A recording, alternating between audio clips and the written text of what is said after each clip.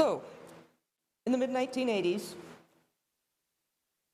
I made a big journey into the city of Seattle. I was kind of an isolated country kid, and I needed to find my people. I knew they were on Capitol Hill, and I knew there was a lesbian bar there, and I wanted to join my fellow outcasts. I found the bar, and it was full of women. They dressed like me, they talked like me, they sat like me. Only one problem, I had lots of hair, so I got rid of it. Just because of the feeling of being with my group, my people. It made my heart soar. It was a good thing. That same year, I went to my first Pride Parade. It was overwhelming. There were thousands of us. I had no idea. I was used to my little, 40 or 50 women at the bar. Overwhelming. Mostly just us, watching us, but still, thousands. So I watched a parade that really was a big party where people pranced, strut, and danced down Broadway, and it was pretty raunchy, but it was a really good time. I cried when PFLAG passed by, parents and friends of lesbian and gays, mostly moms. They had a little butcher paper sign with tempera paint on it that said PFLAG. Pretty low key, but it was a good time. Anyway, today, if you've been to Gay Pride, it's changed a lot. It's a big deal, it's a big thing. It runs down 4th Avenue now, and it's attended by thousands and thousands and thousands of people. Pretty much anybody that's anybody in Washington shows up there, and anybody that wants to be hip and cool and edgy shows up there to watch us do a little more family-friendly version of Gay Pride. It's a little tamer, a little more naughty than raunchy. It's also become very corporate, costly. It's a good place to spend marketing dollars. It's kind of lost its vibe in some ways. It's primarily run by a lot of upper-class, white, gay men, and some women. And they used it as a good opportunity to sell ourselves. And it worked, and it was good, and it was successful.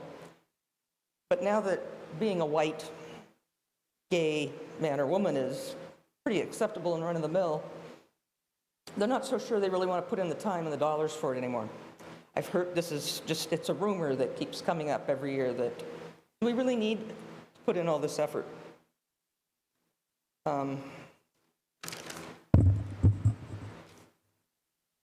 So the thing is if you're not white, you're not gay, maybe you're trans, maybe you're bi, maybe you're asexual, we still really need the parade. Seattle is number 3 in the country, behind New York and San Francisco, for being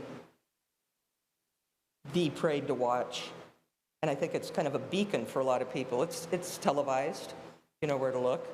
And it's kind of a symbol for maybe somebody that living down in Alabama that where they don't have pride parades.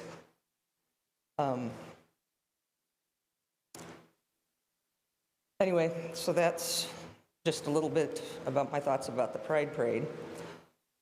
Here, but it's also Pride Day. It's part of the parade. And just a few little statistics about, not statistics, just information about if you're not in Seattle or San Francisco, there's pretty much a wholesale open market on Black transsexual women in other parts of the country. I think 23 have been murdered this year already. Brutalized, countless. They don't really have statistics for that. I mean, they make statistics, but a lot of that just goes unreported. It's kind of difficult to know why you were beaten up sometimes. So there's really no comprehensive data. In the world, there's currently 72 countries where you can go to jail, you can be murdered. Severe punishments for my people. Iraq supports killing campaigns. Iran allows honor killings. Honduras has such a high murder rate, you can't really tell if it's for a sexual identity, but the statistics are very high for suspected sexual identity or sexual preference murders. Uganda. Russia just lets people brutalize anybody and everybody that's different. They turn a blind eye. Egypt, imprisonment. Nigeria, strong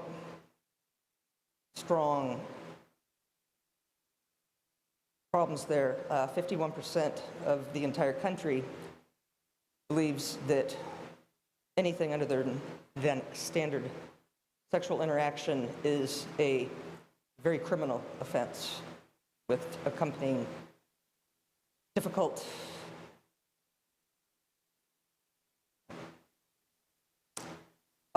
back in our country, even with all of our media acceptance, teen suicides are increasing among our population, especially among young transsexuals of color.